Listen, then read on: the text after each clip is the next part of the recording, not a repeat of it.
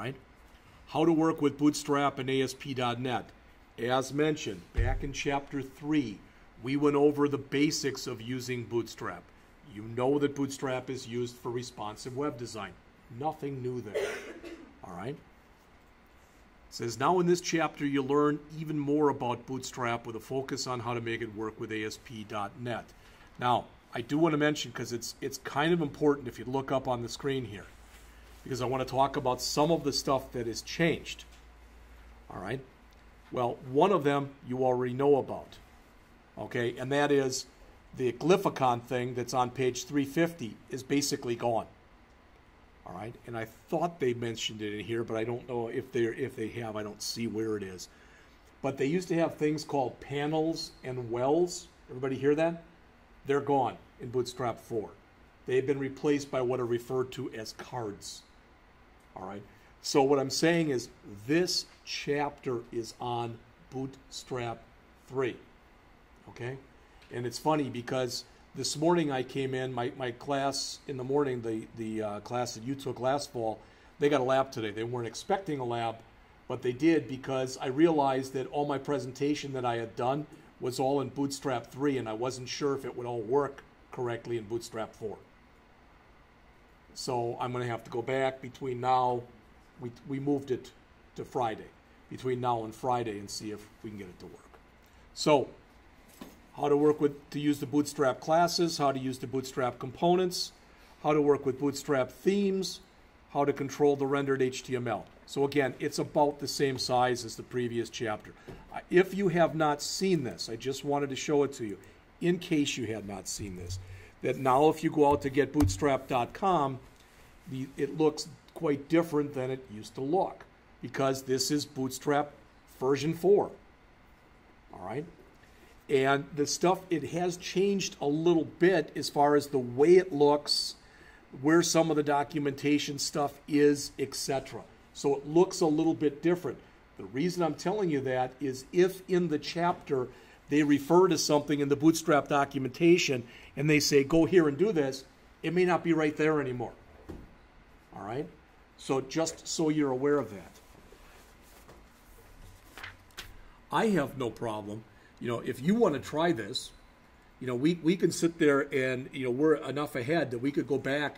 We can do this at the end of the chapter, and we can do it in Bootstrap 3, but then we can go back and try it in Bootstrap 4 if you want. I don't know if there's any Bootstrap 4 specific stuff that's left out of here that we could put in. I don't know. All right, so first, how to use the Bootstrap classes. Well, you already know this. We've already talked about it. And notice it's under getbootstrap.com/CSS. That should still be the same.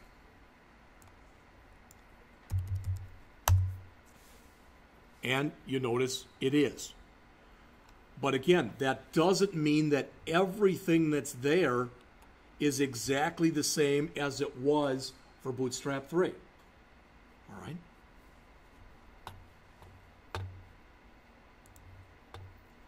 So you know where to go for that. Now, they give you an example here with buttons. Hopefully everybody realizes that when you do this, to say that it's a button, okay? This is maybe the most important part of anything I've said today. At a minimum, for a button, you're going to have to say class equal BTN. That's at a minimum. Then you get just a generic, vanilla-looking button. Does that make sense to everybody? Look at what they've done. They're taking a hyperlink and making it into a button. You can do that too. All right? But the other thing to realize is this. You should be using this whenever you can. That rule stuff is for the ARIA. You know, it's all the stuff for people with disabilities. You know, and I've got to watch it because they don't really like you to say disabilities, impairments. All right? But if there is a role, you should be putting it in there. Now, if you say, well, you can take off if I don't. No, that's not what I'm talking about. I'm trying to also give you things so when you leave here and when you are actually putting in, you know, if your page, if your electronic portfolio that you did last year was not done in Bootstrap or in Mobirized, it's going to be now. Okay? So if you didn't use it before, you will now. If you want to pass, you will now. All right? Now, notice in here, it says button class equal BTN button default. Again, you need that BTN class. The default typically says it's going to have a certain look and feel to it. That's all. And you already know this because we've talked a little bit about some of it. If I set it here button primary, all right, it's going to be blue. If I say button success, it's going to be green.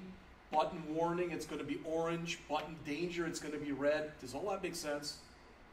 All right. And you can do any of that stuff that you want to do. Just remember that when you're doing that, for example, because I've seen people do it and they make really neat looking sites, but they've got a lot of button danger. And, wow, is that a problem if they click that button? No. Then why the hell did you do it? Because red looked cool on that. That's a dumb reason. All right? Because there are contextual things where people see something that's red and they think that's got to be an error or something like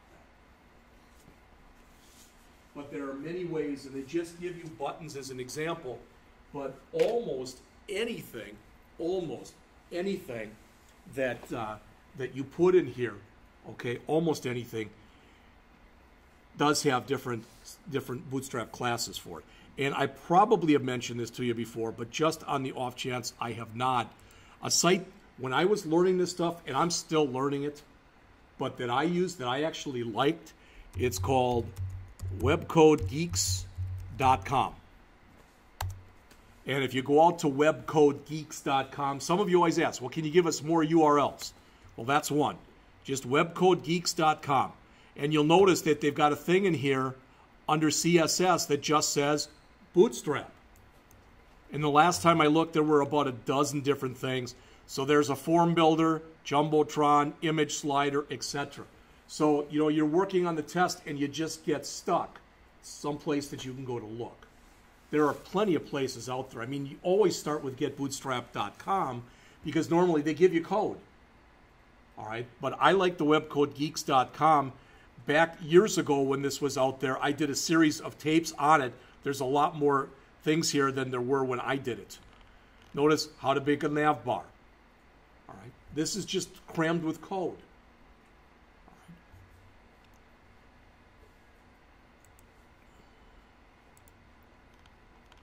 But you should be able to look at all the stuff that's in here. Notice the small, etc. This is another thing. There wasn't a lot of XS back in Bootstrap 3. There is now for extra small. Because, with some devices are actually getting smaller. And you say, well, no, my phone's getting bigger. I'm not talking about phone. But remember that now, when you're starting to do this stuff, there's programmable appliances. My wife found a great washer and dryer for us. It was only like $2,700. She's like, well, look what it gives us. I said, oh, it also takes too much. No, sorry, I'm not buying that. I said, does yours still work? She said, yeah. I said, good. Okay. And that's the one you're using. And they tell you in here there's different ways that you can create buttons. Okay. As I mentioned, to style a link that looks like a button, you use the button context class, the BTN. But it says when you do that, you should include the role equal button for accessibility. Technically, you don't have to say role equal button if it's a regular button, but you still can.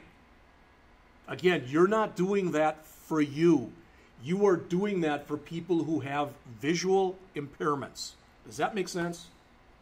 You may go to work for a company, and I know, Amin, you said wherever you were going to work last summer, you worked someplace else, and I have no idea what kind of company that was, but if they're a company, if they're a publicly held company that does a lot of business, for example, with the government, they have to do things like this. You don't have any choice. It's just expected. In fact, technically, it's the law. That anything that you create, you've got to make accessible to everyone. All right? And let's face it, especially like some kind of a government agency, like they don't want to get sued, so they're going to follow the rules. All right, so that was a little bit on buttons. Next, they do the same thing, and they talk about checkboxes. Notice that there's checkbox inline, and there's radio inline. All right? You may or may not remember, we talked about this way like in the first week of your classes. If something is not inline, it's block, which means each goes on its own line. If you take checkboxes and you make them inline, you're saying you want as many as you can fit into the same row. Remember 12 columns? You could have 12 checkboxes in the same row. That'd be pretty ugly, but you could do that if you wanted to. Same thing with radio buttons. And most of the stuff that applies to checkboxes also applies to radio buttons. All right? You'll notice in here that you can take and disable either one of these if you want to, need to, have to. All right? And think about why you might want to do that. Maybe you're creating an application for Rankin Technical College. All right? And show you this real quick if I have it.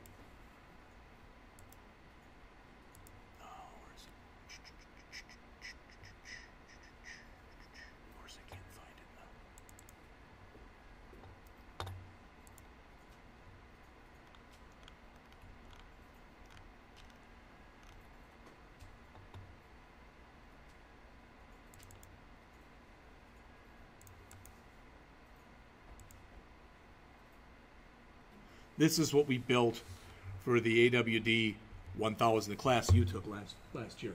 But I played around with it. All right? So there was something on TV about Christmas. So I made a Christmassy theme, and I changed a bunch of stuff, etc. And I tried to set it up so that it would, I don't know, I'm not saying it looks great. It doesn't. But that we did a bunch of stuff. But again, the idea is when you're doing anything like this, if you've got components available to you to make it easier for anyone and everyone to use what you're working on, you put that in. And in fact, as far as I'm concerned, if you're going to go out and look for a job and you're already doing that, you're showing that you're on the ball. Not, oh, wow, your teacher must have, no, you're on the ball. All right. I don't care, when you're out there and you're trying to get a job, and you want to paint me as a doofus, then go ahead and do that. Yeah, I learned in spite of that doofus. All right, I hope you don't do that. But if you did, I would have no way of knowing anyway. But you're promoting yourself. You don't have to promote me. All right?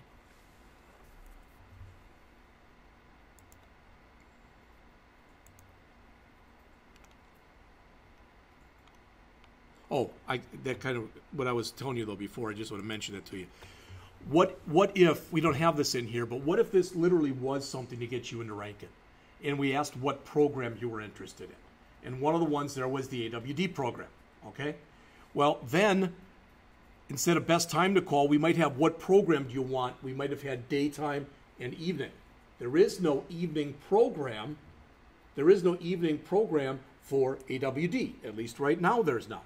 So that would be an example where you would take that radio button and gray it out. Does that make sense? All right.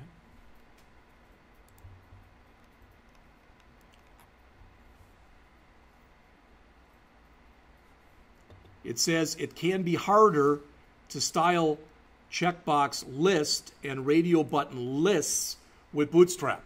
All right. You might have more trouble. What does that mean? Remember, you can always go back and use regular CSS. All right. All right. Next is images and lists. Remember that when you do images, you've got 4 different ways that you can show them.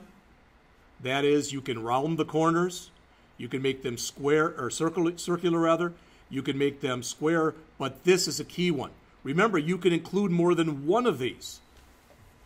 Anything that you want to be responsive. We used to say image, and we used to say width 100%. You may or may not remember that. Now you use this.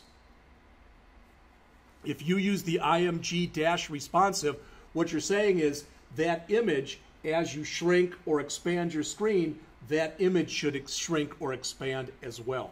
And it should do it and remain in a standard way. In other words, it's not going to get, it'll be the same size, basically. Proportionally, it'll be the same. All right, and with lists that are down here, all right, notice styled, unstyled, which means, again, no bullets, and inline. which means that you want them all to appear on a line. Does that look familiar? Again, you could potentially use something like that to create a menu. All right, there's really no reason you couldn't. I'm not saying you would do it that way. I'm saying you could do it that way. You know, and I'm not giving you one of these, but if I gave you a Bootstrap assignment, I mean, the first thing I do would be to go out and try to find somebody else's code and see what they did and start ripping it apart. All right. All right, next, working with CSS classes for tables. Tables don't change. I was talking to the students the other day about tables, and I said tables should be used only for tabular information. All right. In other words, you shouldn't use tables just because stuff is going to be centered and it'll look pretty nifty. No. All right. And when you do it, these are all the different things that you can set up. So you can put borders on. This automatically does zebra striping. It was considered a really cool thing when they provided zebra striping pretty much for free in jQuery. Now it's even easier. All you have to do when you create the table is make one that's adding a class. Does everybody realize that everything that's in there, all 6 of those things that are shown right there, they're all classes? And if it's a table, you must include the table class. That's known as the base class. Then you can include any of these other ones you want to. Notice there's a hover, which does just that. There's a condensed, which will try to, usually it makes it somewhere between 50 and 75% of its regular size. Typically closer to about 75%. All right. Next are the classes that actually work with text.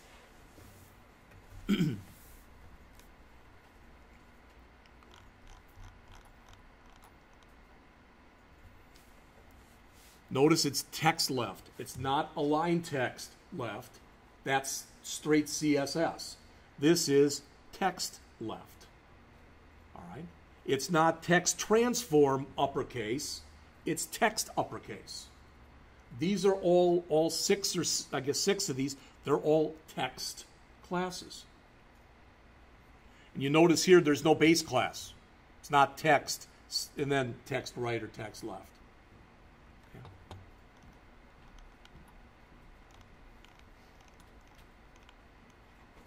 How to work with classes that provide context on 348 and 349. Again, the key thing to realize when you are working with that stuff, and we're going to look at it as soon as I get this done. I am taping, that's always good, are the colors. Okay? And of course they don't show in your book because your book shows them in different shades of gray, but you can see them on screen here. These are known as, notice, contextual classes. So if there's something that could conceivably, not necessarily, but could conceivably cause you some problems, you might make it orange. All right? I know that when I watched, I took an online class on this stuff, and the guy was always making red buttons. I don't know why. All right? Maybe that was his favorite color. I have no idea. This default has changed. Just so you know, this is another thing that changed in Bootstrap 4.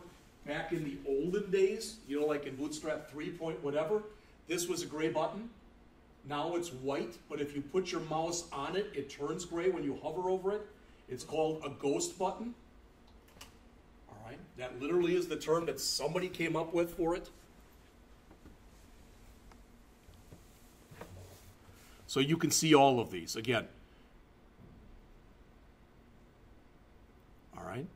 Not only can you use these on buttons, you can use these contextual classes a lot. Here they're using it on text.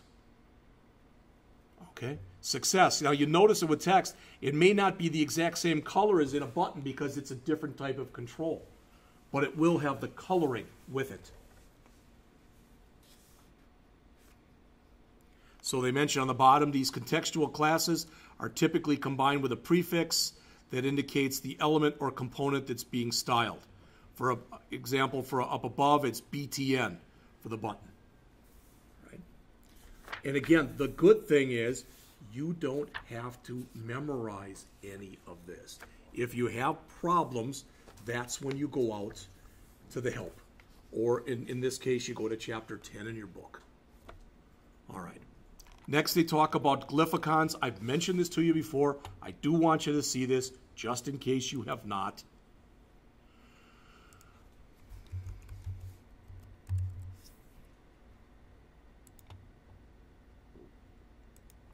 You can go out to fontawesome.io/icons, and if you look on the screen here, all right, if you go out to icons, it's got the different classifications, etc.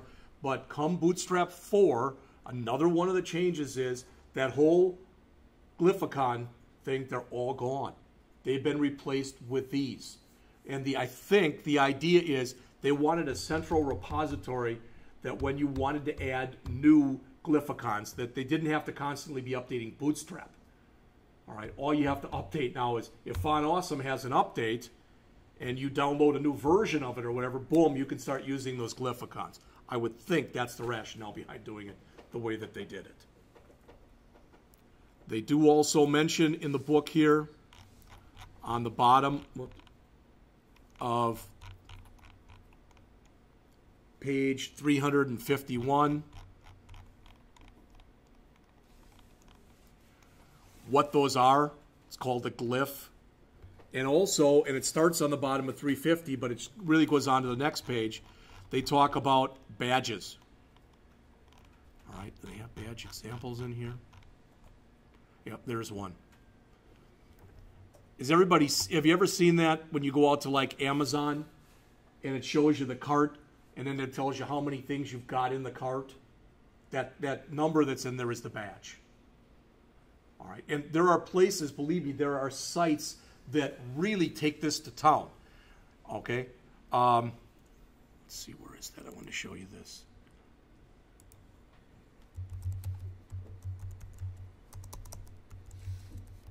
I think that's it.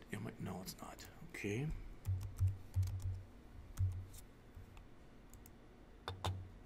One of the things, it's Flexbox Froggy. One of the things that the students have to do this year is they have to go through this. It's a 24-part tutorial, but there's a movement underway. It's not a big one, but it's starting to get rid of all floats in CSS because floats are too hard. So the idea is you're going to replace floats with using Flexbox. All right? And the idea, there's a really good article if you go out to csstricks.com that's an introduction to Flexbox. But this, and I haven't gone through all of it, but I've done a little. It's flexboxfroggy.com. There's 24 levels. And literally they say, okay, they explain something. They say, okay, how would you do this? So in this case, how do you move the frog to the right? Type of an idea. And you literally, it's done with that. But the idea is after a while, you get familiarity with what you're doing.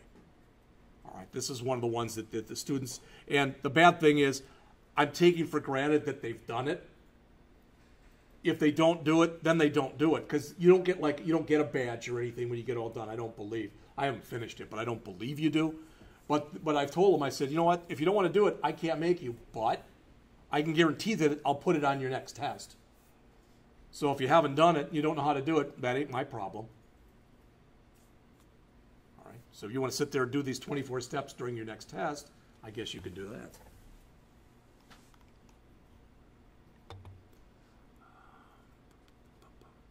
They're also, I should just show you this.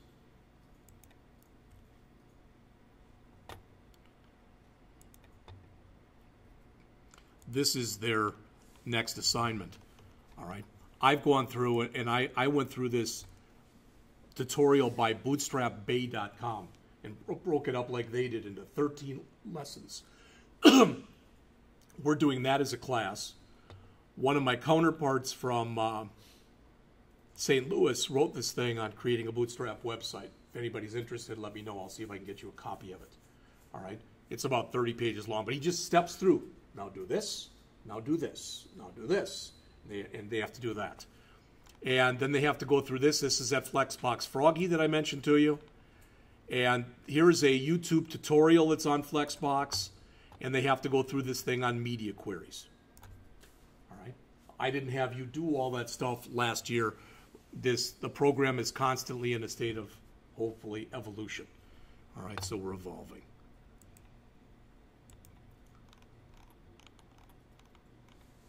All right. The next thing that's discussed on pages 352 and 353 are button groups. What is a button group? Well, the smart-ass answer is it's a group of buttons, right? But you can set it up so that you can put them together. So, for instance, and you've all seen this already, not this example, but you've all seen examples that look like this. Right? Which means go to the beginning, go back one record, go forward one record, go to the last record, type of an idea. You could build that very simply with a button group. Okay, just as an example.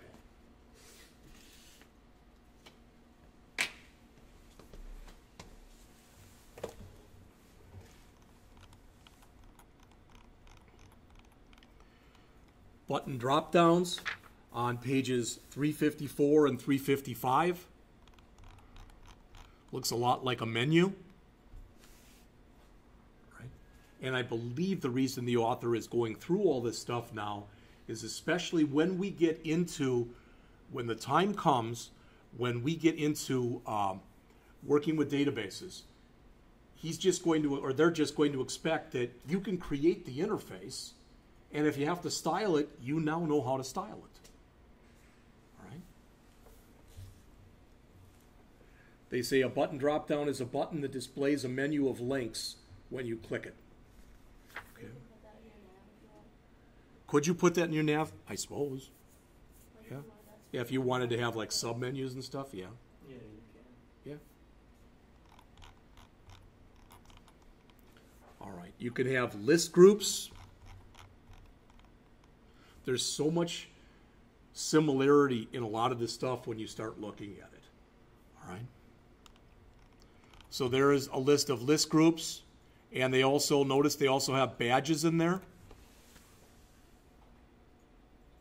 Kind of nice the way they're doing that with the combining, because what that could do is if that was on an order page, you know, if an administrator brought it up, they could see what they possibly were low on, type of an idea. All right. Or if you're really hung with something, okay. This year, I would imagine probably a Trump mask will be popular. All right, maybe I'm wrong. Maybe a Hillary mask won't be as popular. Although you may have heard this, the woman never ceases to amaze me. Hey, I voted for her, okay? But she never ceases to amaze me. She said now if they find out things, she's going to try to take the election to court. If they can prove that Russia really did do a lot more than or did what most people think they did. So we'll see what that. I think what she wants is for there to be a new election. I don't know. I listen to her, and sometimes she makes so much sense, and sometimes I just think she's a moron. So, of course, a lot of people say that about me. So, all right. Working with alerts. And you'll notice on here, there is a dismissible alert. It's got that little X there that you may or may not be able to see, where I just put it in blue. All right. And an alert here is pretty much the equivalent of a message box. If you want to create a message box using C#, there's two ways that you can do it. Okay, message boxes are not built into C#. Okay, and they're especially into ASP.NET. So either you have to do something like this, or you have to use JavaScript. Breadcrumbs, am I right in assuming you all know what breadcrumbs are? So if you're about 3 or 4 levels deep into a website, the breadcrumbs will show you where you are in the directory structure type of thing. Alerts, as it says, can let you provide contextual feedback. Breadcrumbs display navigation links. All right. Thumbnails. Okay.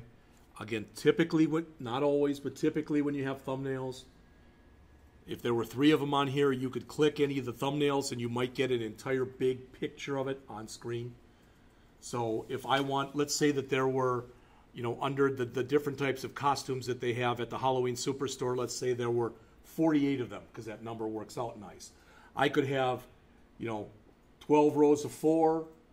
I could have 4 rows of 12, 3 rows of 16, etc. You know, no, 16 rows of 3, etc. All right? And I could set it up with thumbnails. You know what a thumbnail is. It's mentioned on the bottom of 361.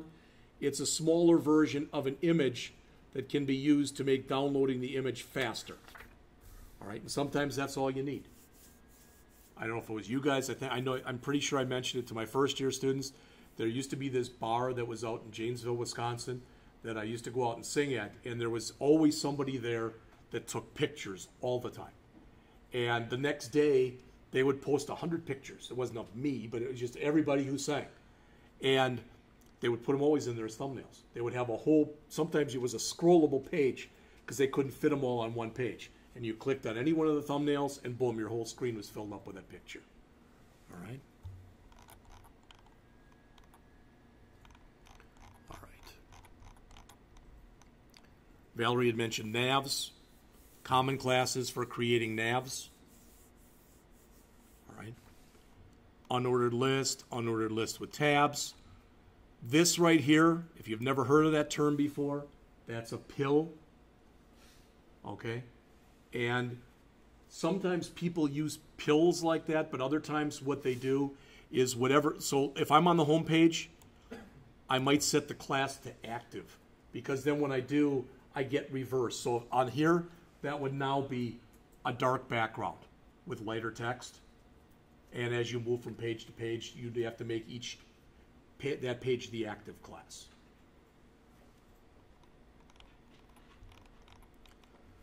The default nav bars, well, the big thing is when you have the nav bar, they don't even show all of it here on the top of page 365. But the big things are, you can have an inverse. So by default, you get kind of a grayish background with blackish text. Or you can do an inverse, which is a blackish background and lighter text. Okay, if you want to do that, you can have your nav bar fixed, which means, again, never move it. You can fix it at the top. You can fix it at the bottom. All right. You can set it up. Anybody know, they're actually, believe it or not, and I didn't make this up, anybody know what this is called? That thing right there? I really want to know. It's a hamburger. Yeah. That's a hamburger. It's a hamburger. Really? Yep. That's its official name. How do you... Okay. The way you get that in Bootstrap is you set up the collapse classes. And you tell it when you reach a certain width. I know what it's doing, but like, how do you modify that thing? To do what? I wanted to move its positioning and stuff, like on the page. I don't know why you couldn't. You might have to do that with regular CSS. You know, if you wanted it to like go to the left instead of the right. I don't know which one. Okay, I've never tried to do that, but I mean, one thing is, notice that's how you build it, is what's in the blue right there. Right. So sometimes people like more things, like 5 or 6, and you can do that if you want to. That's what's going to be stacked in there. I'm just talking about the button itself. Right. It's collapsed to that point. Yes. And And I think you're saying that instead of it being here, you want it to be over here or someplace else. Not necessarily. It's just like padding on top. Is kind of what I want it to do. Okay. But, Well, I mean, one way that I think you could do that is, you might even have to do it in a media query. I don't know. But you'd say that when you got to a certain width, you would just take the whole heading area here and you'd add padding top. That should push this down. I don't think that's going to whip up way to the top. I don't know. It could. I've never tried it, so I can't tell you for that's sure. the problem, is I'm trying to like take that thing exclusively from other things in the nav. You know what I mean? Okay. Like the navbar brand or whatever. So this is going to take some time to figure that out. Well, I mean, what do you want? Do you want the brand to disappear?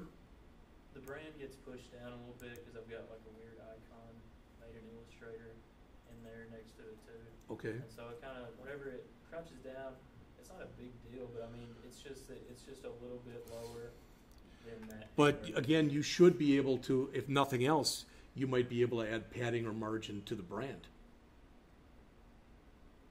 All right. I would think you could at least. Again, I've never gone to that granularity on it, but I don't know why you couldn't do it. Because it's separate from the hamburger also. Whenever you do brand, so you add padding to that, and then your brand goes down, but your hamburger doesn't. Yeah, like I said, you might have to do some work to make it look the way you want it to Yeah, look. of course. Again, already mentioned this. Static top, fixed bottom, and inverse. So we've already, I've already mentioned these to you. The big thing is, and I think I'm like preaching to the choir here. It doesn't even matter that much if you've got that on the top or the bottom. Most people are used to having it be on the top. But that said, if you decide you want it on the bottom and you've got your own reasons, then do that. But always have it be on the bottom. Don't move it around. Don't have your navigation bar sometimes be at the top, and sometimes that's just wrong. All right. You're saying like when you make a website? If you make your own website, yeah, don't do stuff like. Well, I did just to show I could. So what? All right, it's a waste, and you're going to turn people off, and that's not what you want to do. All right. 368, how to work with Bootstrap themes. All right. Notice the CSS files that are downloaded with Bootstrap NuGet. Hopefully everybody realizes, again, these two files are the same, right? Except the second one has been minified, so the extra white space has been removed. These two files are the same. Now, you may or may not have noticed this. I'm going to actually bring this back up again.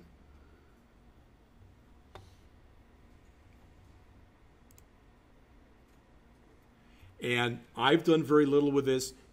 Any of you who have probably done more than I have. But if you look right here, kind of important, notice there's some theme stuff in here. All right? And what that means is, by default, unless told otherwise, you get a common type of Bootstrap theme.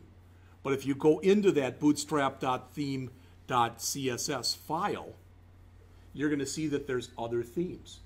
Plus, you can go out literally. I'm not going to do it, but right now, if I went out and did a Google search on free Bootstrap themes, I'm going to probably get close to 1 million hits. There are so many places that have free themes. Okay, the big thing to watch out for is you go out to one of those, and, wow, this is cool. Then you realize that's what everybody else uses because they think it's cool. And with some of those free themes, there's very little customization you can do, just so you know. You might be able to change the colors. Sometimes you can't even change fonts and stuff like that. You're just stuck in a certain way. All right? But there's other ones. There's some that you can buy as cheap as 99 cents, much as a few $100. All right. So as mentioned here, How do they keep you from changing the color? what's that? How do they keep you from doing that? To be honest with you, I really and truly don't know. I'm sure there is some kind of a Boolean flag someplace. All right. And if they're not, they're doing it in code. Okay. That literally, the ability to use colors is just turned off. Do you know, is there a NuGet package for Font Awesome? Not there. You have to Google it. Not that I know of. I've always just added it.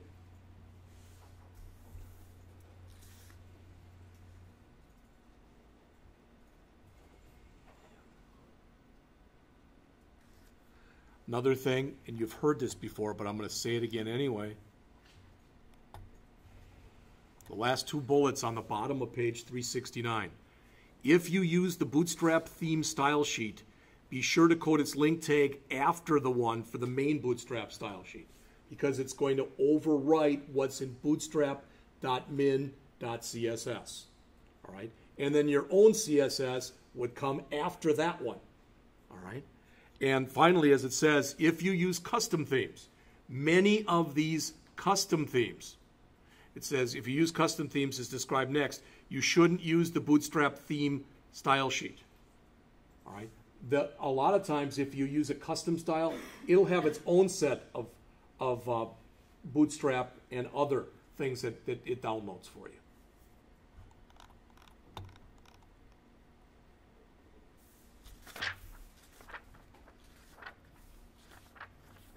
All right, so how to change your Bootstrap theme. As it says, in addition to the ones that come with NuGet, all right, several websites provide themes. I've already mentioned this. Bootswatch is one of the best known ones. Again, the biggest problem with using some of these is, wow, that looks just like so-and-so's.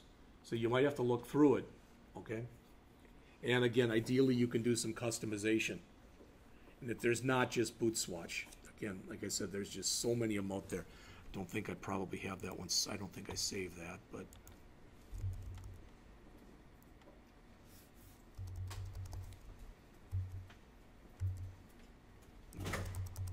I didn't. I was watching this video the other day, and this guy was recommending some sites, and it was something.net.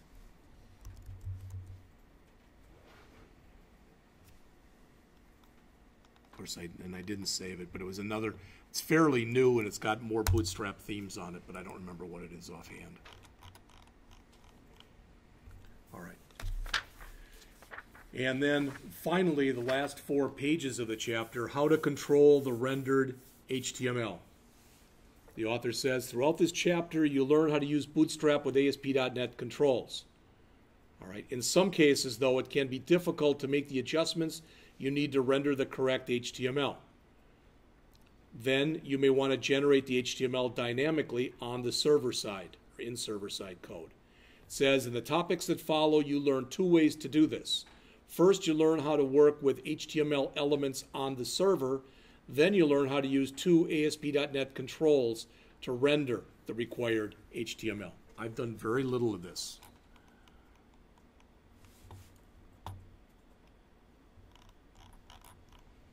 So they give you an example here. It says the first example is for a span element that's used to display a badge. And you go in here, and what you notice is, yeah, you can set up everything. It's all fine and dandy, but then you have to go in and actually write some code. And I don't know when Ethan was here and he was talking about his stuff, I don't know what he was using. You know, if it's just straight Bootstrap, or if he's hooked onto a package like this. But he may have to write some JavaScript or some other kind of code. So as they mentioned on the bottom of page 373, if a server control doesn't work with Bootstrap, you can use an HTML control instead. All right? To work with an HTML element on the server, you need to include the run at, and it needs to have an ID. Everybody knows this, right? In fact, if you look on the screen here, I probably mentioned this before, but just in case I did not. If I come out here, I'm not going to save this. Let me do a save all first. But I'll go to my confirm page. All right, I'm going to go to my confirm page, and I'm going to go into right here. And I'm going to come in, and don't ask me why I'm doing it, but I'm just going to come in here, and I'm going to grab a button. But I'm not going to grab a standard button. I'm going to go in and grab an HTML button. And just input, I'm going to drag it right there. Okay? So if I go into here and I go into source mode, you can see what I just put in. Everybody cool with that? All right. Technically, if I take this button that I just put in here, it's already got an ID. So if I just add in here, run at equal server, all right, now it is no longer, technically it is no longer an HTML button, it is an ASP.NET button. You may have problems doing that because there may be things that HTML adds that ASP.NET does not directly understand. But that's what they show on 373. Finally, on 374, the last thing that's in here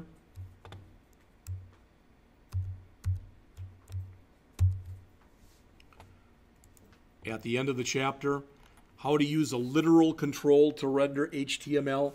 Again, remember a literal control. All right, we looked a little bit at that. That's one of your standard controls, And if I highlight literal, all right, that's it right there. It says when you use this control, its content is rendered directly to the browser as it is. So in other words, there's not going to be any morphing done on the server side. Because of this, you can add HTML you want to render directly to this control. And they show you this on the last page of the chapter on 375. Okay? Now, I'm going to tell you something that many people are going to disagree with. If you look at that, okay, eval, and see if that article is still out there.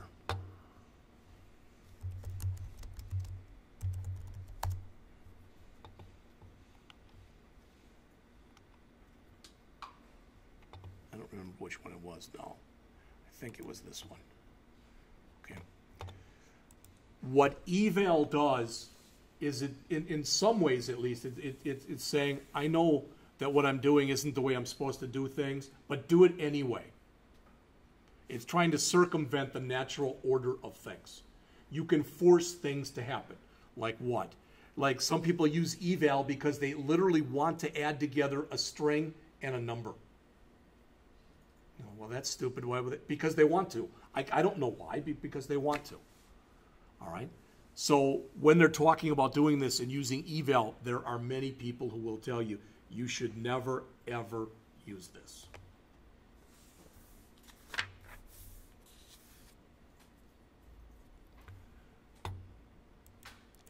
All right. Have you had enough for today? Well, at least one head went going right away. That's good. All right. Again, I'm not allowed to let you go early, but hopefully you've got stuff that you can do for the next hour. And what we will do first thing tomorrow, and I'm going to run them off right now, is we're going to do the end of chapter exercise for Bootstrap. So notice what it says. In this exercise, you will use Bootstrap to enhance the reservation app. This will change the appearance of the pages to something like that follows. Here, the navbar has glyphicons. All right, the logo image is styled by Bootstrap so that it is responsive, and the copyright text is styled by Bootstrap rather than by custom CSS. So down here, all right. Plus, if you notice, we now will have a contact us page. So we're going to add that. It is still only 2 pages, so 4 steps here, and about 13 on the next page. Again, my hope is, boom, we start up right at 12:35 or whenever the heck it is we start, and we're done in no more, ideally in an hour. Take a break, then ideally in another hour, we can go through the next chapter, and I will look tomorrow at both the end of chapter exercises for 10 and for 11. All right? So the rest of the period is yours to do whatever you're going to do with it.